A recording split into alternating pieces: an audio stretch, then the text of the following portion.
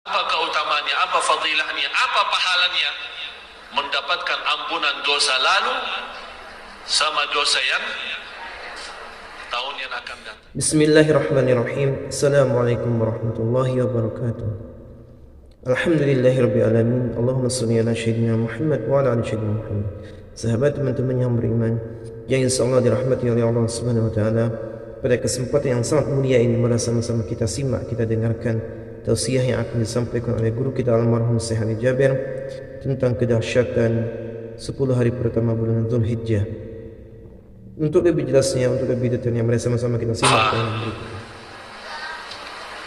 Pertama saya akan terangkan sedikit kepada Bapak Ibu, apa itu hari Arafah. Hari Arafah menjadi salah satu hari yang teragung di sisi Allah. Dan di hari Arafah Allah membebaskan banyak hamba-hamba dari neraka Jahannam.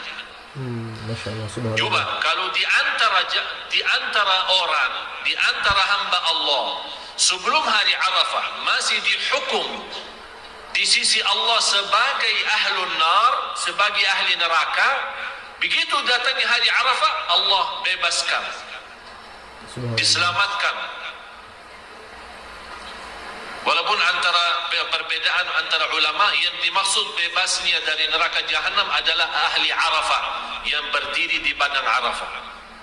Tapi mudah-mudahan dengan puasa kita di hari Arafah dan puasa hari Arafah tidak dibolehkan untuk orang haji. Yang non haji baru boleh puasa. Apa keutamaannya, apa fadilahnya, apa pahalanya? Mendapatkan ampunan dosa lalu sama dosa yang tahun yang akan datang. Dosa lalu dan dosa akan datang. Sebelum dosa sudah diampuni duluan loh. Enak ya? Tapi jangan macam-macam. Walaupun sudah diampuni depannya, kita belum berlaku dosa. Dan puasa hari Arafah bukan hanya tahun kemarin, tahun lepas, malah tahun depan yang akan datang.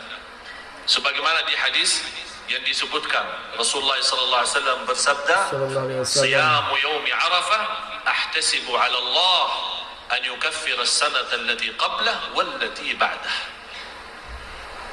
Rasulullah sallallahu mengharapkan, dan kalau Rasulullah mengharapkan berarti sudah terkabul. Harapan Rasulullah sallallahu adalah puasa hari Arafah menghapus dosa tahun lalu sama dosa yang tahun yang akan datang. Beda sama hari Ashura. Nanti ada bahasanya. Ashura yang dimaksudnya hari 10 Muharram. Nanti ada bahasanya, berapa tahapannya, berapa macamnya, insyaAllah nanti di waktunya. Oleh karena itu Bapak Ibu yang tidak berminat berpuasa selama 9 hari. Kenapa saya bilang 9 hari? Karena hari ke-10 hari Lebaran dan tidak boleh puasa hari Id. Ya, ada 3 hari haram puasa. 3 hari haram puasa. Yang pertama Idul Fitri haram. Dan ada orang, ana lagi semangat, ana mau berbanyak amal salih, ana mau puasa hari ini. Haram, tidak boleh. Hatta imannya kayak iman siapa? Walaupun imannya sepenuh bumi, kuat iman, tinggi takwa, tidak boleh puasa hari Idul Fitri. Yang kedua haram hukumnya puasa hari Idul Adha. Yang ketiga puasa hari-hari tasyriq. Hari-hari tasyriq adalah hari habis Lebaran, selama 3 hari tidak boleh. Kalau hari Idul Adha tanggal 10 Dzulhijjah, sebagaimana Rasulullah SAW bersabda, hari tasyriq adalah hari makan dan minum dan zikrullah. Hari-hari tasyriq, makan dan minum dan zikrullah. Di antara amalan yang perlu kita jaga selama 10 hari adalah takbir dan zikir. Sebagaimana firman Allah Subhanahu wa taala suratul Hajj, surah 22 ayat 28. Wa yadhkuru ismallahi fi ayyamin ma'lumat. Takbir itu ada dua macam. Takbir itu ada dua macam. Maksudnya takbir apa? Disebut di hadis selanjutnya yang diriwayatkan Imam Ahmad, fa'akthiru fihinna minat tahlili wat takbiri wat tahmid. Di dalam 10 hari pertama berbanyalah tahlil, berbanyalah takbir, berbanyalah tahmid. Hadis sahih diriwayatkan Imam Ahmad. Apa itu takbir, tahlil, tahmid? Yang kita suka baca di hari raya Idul Fitri. Apa yang kita baca? Allahu Akbar, Allahu Akbar, Allahu Akbar. La ilaha illallah, wallahu akbar. Allahu Akbar, walillahil hamd. Di dalam 10 hari pertama ada dua macam takbir itu. Yang tadi saya bacakan ada dua macam. Artinya ada dua waktu. Ada yang pertama takbir mutlak, umum. Tidak ada batas. Di masjid, di jalan, di rumah, di pasar. Malah di antara sahabat, sebagaimana Abdullah bin Umar, Abdullah bin Abbas, Abu Hurairah dan banyak sahabat-sahabat yang lain, yang mereka suka berzikir di 10 hari pertama Dhul Hijjah di pasar. Sekarang kira-kira bapak ibu, terutama ibu-ibu, kalau rame-rame belanja di Tanah Abang, berani rame-rame juga bertakbir di dalam sana?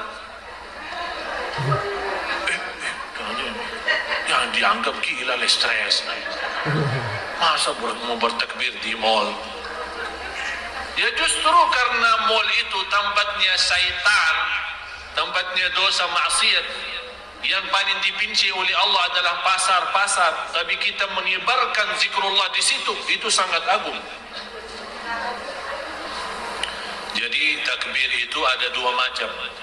Yang pertama takbir mutlak. Takbir mutlak artinya umum, tidak punya batas, di mana saja boleh,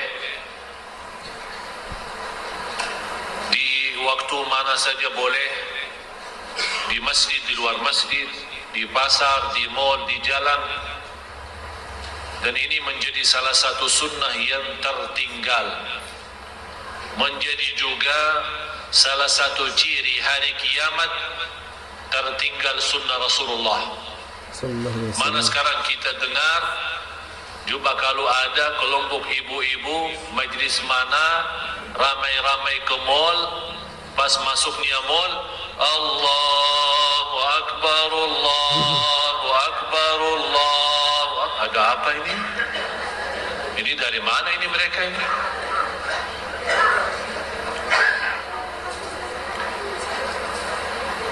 Saya yakin kalau orang gila, mohon maaf orang gila, tahu orang gila sakit, gila, dia masuk mall dan dia bertakbir, dianggap gila. Memang dia gila, tapi bisa bertakbir.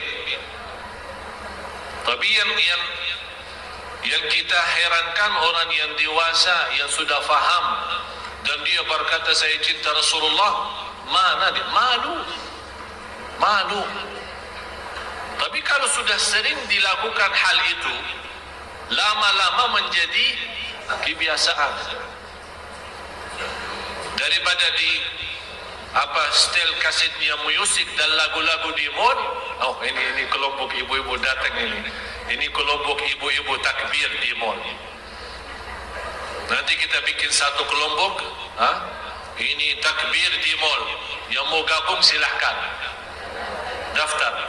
Jadi kita rame-rame ke mall bertakbir. Mau dianggap sakit jiwa silahkan. Yang penting Allah Subhanahu Wa Taala bangga dan senang, dan Nabi kita juga bangga dan senang terhadap sunnahnya yang tersebar. Doa mall. Saya ulang lagi untuk yang belum tahu, hadis sahih diriwayatkan Imam Tirmizi. Pahalanya sangat luar biasa. Kalau masuk mall belanja, malah sahabat begitu mendengar hadis ini suka ke pasar, tapi bukan untuk belanja, hanya untuk membaca doa ini. Mendapatkan apa? 1 juta kebaikan, menghapus 1 juta kejahatan, menaikkan 1 juta derajat. Sama-sama. La ilaha illallah. La ilaha illallah. Wahdahu la syarika lah. Wahdahu la syarika lah. Lahul mulku. Lahul mulku. Wa lahul hamdu. Wa lahul hamdu. Yuhyi wa yumit. Yuhyi wa yumiit. Terus? Wa huwa ala kulli syai'in qadir. Stop. Umumnya habis yuhyi wa yumit, umumnya wa huwa ala kulli syai'in qadir. Itu umum. Tapi kalau yang di mall ada tambahan. Habis yuhyi wa yumit, coba ikut wa huwa Wa huwa hayyun hayyun la yamut la yamut. biyadihil khair Biyadihil khair. wa huwa ala kulli syai'in qadir. Wa huwa ala kulli syai'in qadir. Jadi di antara yuhyi wa yumit wa huwa ala kulli syai'in qadir ada tambahan wa huwa, coba sama-sama, wa huwa Wa huwa hayyun hayyun la yamut la yamut. biyadihil khair Biyadihil khair. wa huwa ala kulli syai'in qadir. Wa huwa ala kulli syai'in qadir. Itu tidak perlu ramai-ramai dan tidak perlu kerasin suara. Kalau ini untuk doa yang orang suka malu. Kalau malu kerasin suara, karena takbir kan keras suara. Ramai-ramai ke mall bertakbir dianggap stres. Udah baca doa masuk mall, insya Allah tidak dianggap stres. Karena kita bisa baca dengan suara sendiri. Ya, namanya doa pasar atau doa mall. Selanjutnya, yang kedua takbir muqayyad. Yang pertama apa? Takbir mutlak. Apa artinya mutlak? Umum, bebas, di mana-mana. Waktunya juga kapan saja. Yang kedua, takbir muqayyad. Artinya takbir terikat. Punya waktu tertentu. Kapan dia mulai? Seperti kalau di bulan Ramadan, kalau sudah isbat masuknya Idul Fitri, mulai kita bertakbir sampai salat Id. Betul? Tapi kalau khusus untuk bulan 10 hari pertama Dhul Hijjah, takbir muqayyad mulai subuh hari Arafah. Mulai subuh hari Arafah. Itu namanya muqayyad, terikat. Artinya terikat bukan bebas, punya waktu tertentu. Habis setiap salat. Waktunya mulai subuh hari Arafah. Jadi kalau hari Arafah di Indonesia hari Kamis, berarti Bapak Ibu selepas salat subuh Anda bertakbir.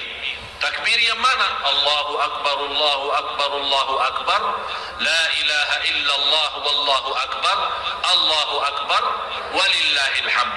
3 kali, 5 kali. Bagusnya jaga witir. Jangan hanya 2 kali atau 4 kali. Kalau mau berbanyak, diusahakan dengan witir. 3, 5, 7, 9 dan seterusnya. Ya, atau 1. Boleh dipimpin oleh imam, atau kalau Anda salat sendiri di rumah, khususnya ibu-ibu, salat di rumah, habis salat bertakbir sebelum mulai zikir-zikir yang lain yang biasa kita baca selepas salat, istighfar, Allahumma antas salam. Sebelumnya itu membaca dulu takbir itu. Mulai kapan? Salat subuh hari Arafah. Berarti habis subuh hari Arafah, habis zuhur, habis asar, maghrib, isya. Kemudian selepas salat subuh hari Idul Al-Adha. Dan seterusnya, habis salat Id. Kalau di Idul Fitri bedanya apa? Kalau di Idul Fitri, begitu selesai salat Idul Fitri tidak ada takbir lagi. Tapi kalau Idul Adha masih terus bertakbir sampai salat asar di hari yang ketiga, hari Tasyriq. Oleh karena itu yang malu bertakbir di pasar, jangan lupa bertakbir selepas setiap fardu. Dan yang setiap fardu tidak boleh di awal 10 hari pertama. Tapi kapan mulainya? Pas hari Arafahnya yang terkait dengan salat kita. Mulai hari Arafah sampai hari yang ketiga. Berarti selama 5 hari. Jelas? Seterusnya. Berbanyak amal salih yang lain. Selain tadi saya jelaskan haji umrah. Yang kedua, puasa. Yang ketiga, takbir. Yang keempat dan yang lain-lain adalah bersedekah.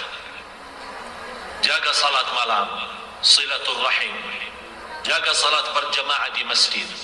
Khususnya Bapak Ibu, ini kesempatan yang merasa diri selama ini tidak rutin salat di masjid berjamaah, inilah kesempatan kita bertaubatan nasuha di 10 hari pertama, agar begitu datangnya hari Arafah kita mendapatkan pahala yang sangat besar, bebas dari neraka Jahannam,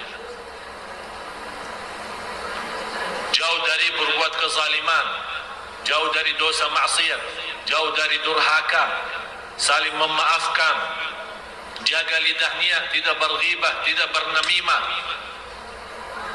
Kenapa? Sebagaimana ini aturan Allah memberikan sebentar ada musim untuk bersemangat ibadah. Begitu lepas Ramadan, berarti walaupun tidak jauh hari, begitu habis Ramadan masih ada sunnah puasa Syawal 6 hari. Begitu selesai Syawal, datangnya 10 hari pertama Zulhijjah. Begitu selesai 10 hari pertama Zulhijjah, datangnya Ashura. Begitu selesai Ashura, datangnya bulan Maulid. Begitu selesai bulan Maulid, kenapa ini musim, ada musim-musim tertentu ibadahnya sangat luar biasa di dalamnya? Karena Allah Maha tahu manusia suka malas-malas, tidak bisa sepanjang tahun menjaga istiqamah. Oleh karena itu Allah menjadikan ada musim-musimnya. Ada musim Ramadan, ada musim haji, ada musim ibadah, ada musim, ya begitulah. Oleh karena itu begitu datang salah satu musim, apalagi hanya 10 hari, masa kita keberatan khususkan lillahi ta'ala 10 hari dari umur kita yang sudah buang berapa tahun. Jadi di antara lain, khususnya di malam 10 pertama Dzulhijjah, mulai dari hari ini sampai besoknya Idul Adha, diajurkan kita berbanyak amal salih, karena Allah paling cinta amal salih di dalamnya. Di antara amal salih bersedekah.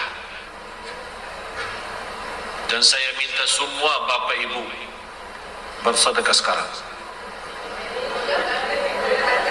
Yang tadi tidak ada urusan, tidak ada urusan yang tadi. Yang tadi tidak ada nawaitunya, lupa barangkali. Ini kan baru kita bahas. Ini membaharui niatnya, baharui niatnya, bikin niat baru. Ini baru kita bahas sedekah. Tadi tidak sebut sedekah. Bagaimana mau tahu? Tapi sekarang sudah sebut, berarti Anda sudah yakin, sudah tahu. Bu, kalau mau bersedekah, sedekah aja. Kalau udah mau, udah usah, sudah diam. Dibahas, udah sedekah. Ini kan baiknya buat kita semua. Saya juga pertama orang juga bersedekah. Sungguh untuk hari ini. Dan semua Bapak Ibu, kalau saya mengajak sedekah, jangan fikirannya saya membawa pulang. Bukan. Tapi intinya Bapak Ibu, kalau saya menghimpukan semua untuk bersedekah, berarti ini kesempatan bagi kita. Saya yakin di antara yang hadir ada hajat. Ada yang lagi mencari jodoh, ada yang mencari kerjaan, ada yang punya masalah, ada yang lagi sakit, ada yang apa-apa, pokoknya bermacam alasan. Luar biasa. Oleh karena itu saya mengharapkan semua bersedekah agar Allah berkahi segala aktivitas, supaya kita insyaAllah bisa menjadikan Indonesia ini negara Al-Quran. Amin ya Rabbal Alamin. Alhamdulillahirrabbilalamin. Sahabat yang beriman, itulah tadi ilmu yang disampaikan oleh guru kita. Mudah-mudahan bermanfaat, mudah-mudahan kita dapat istiqomah melakukan amal-amalan ibadah, amal-amalan soleh, terutamanya di bulan Dzulhijjah ini. Mari kita memperbanyak amal-amalan soleh seperti bersedekah, memperbanyak takbir, berpuasa, memperbanyak zikir dan lain sebagainya. Mari kita meningkatkan amal soleh kita di 10 hari pertama bulan Dzulhijjah ini, karena Allah sangat suka, karena Allah sangat cinta orang yang beramal soleh. Mungkin itu saja yang dapat disampaikan. Mudah-mudahan kita istiqomah, mudah-mudahan kita dilindungi oleh Allah, mudah-mudahan kita mati dalam keadaan husnul khatimah. Amin amin rabbal alamin.